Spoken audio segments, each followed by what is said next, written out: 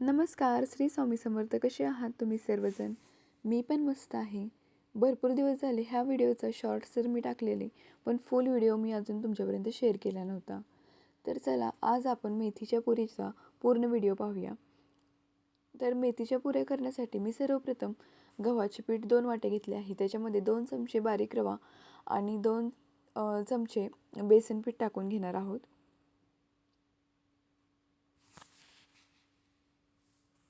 आता ह्या मेथीच्या पुऱ्या ज्या आहेत त्या आपल्या शरीरासाठी देखील चांगल्या असतात. मेथीमध्ये तुम्हाला तर माहिती आहे किती पौष्टिक अशी तत्त्व असतात आणि आपण हे गव्हाच्या पिठामध्ये मळणार आहोत. अर्थात आपण तेलामध्ये तळणार आहोत, त्यामुळे थोडं ह्याच्यातील पौष्टिक प्रमाण थोडंसं म्हणू शकतो की आपण कमी आहे. पण तुम्ही ह्याच पद्धतीने पीठ मळून थेपले देखील बनवू शकता, फक्त भाजून देखील खाऊ शकता. तर मी आता ह्याच्या पुऱ्या बनवल्या होत्या आणि ह्या पुऱ्या लहान मुलांपासून मोठ्या माणसांपर्यंत सर्वांना आवडतील अशा पुऱ्या होतात. तर पहिल्यांदा बघू शकता, जसं की मी सांगितलं, गव्हाचं पीठ, बेसन पीठ आणि रवा आपण टाकलेला होता. त्याच्यामध्ये हळद, लाल तिखट, चवीनुसार मीठ, पांढरे तीळ आणि जिरे, त्याचबरोबर बारीक चिरलेली मेथी टाकून घ्यायची आहे. आता मेथी मी स्वच्छ निवडून धुतली आणि नंतर बारीक चिरून ह्याच्यामध्ये टाकलेली आहे, बघू शकता. नंतर थोडं थोडं पाणी टाकत हे सर्व मिक्स करत आपल्याला मळून घ्यायचं आहे.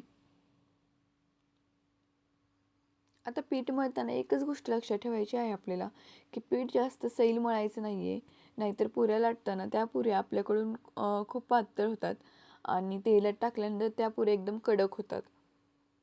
त्यामुळे पीठ जास्त घट्टही मळायचं नाही, जास्त पातळही नाही, मध्यम असं मळायचं आहे आपल्याला.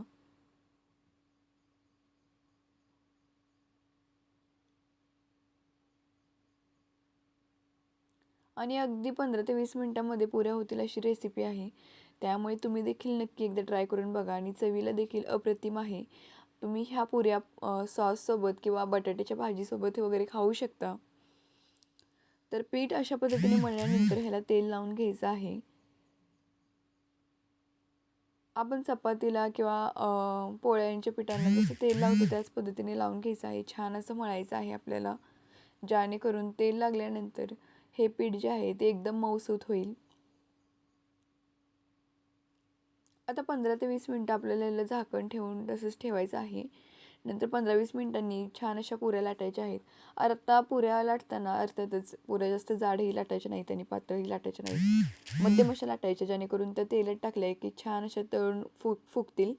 आणि तेल जोपर्यंत गरम होत नाही छान, तोपर्यंत पुरी सोडायची नाही. नाहीतर तेल तापायच्या अगोदर पुरी सोडली तर ती पुरी फुगत नाही आणि पूर्ण पुरी खराब होते. त्यामुळे छान असं तेल तापलं की ह्याच्यामध्ये पुऱ्या सोडायच्या आहेत. म्हणजे पुरी आपली टम्म अशी फुगून वर येते. बघू शकता पुरीचा कलर देखील किती छान दिसतोय आणि पुरी देखील छान अशी फुगलेली आहे. नंतर अशाच पद्धतीने आपल्याला पुऱ्या लाटायच्या आहेत आणि तळून घ्यायच्या आहेत.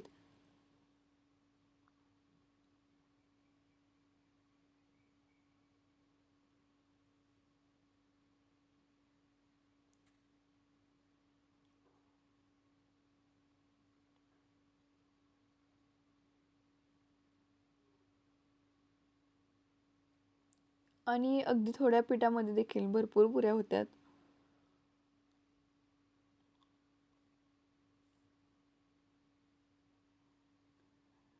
तर अशा पद्धतीने आपल्या पुऱ्या तयार झालेल्या आहेत.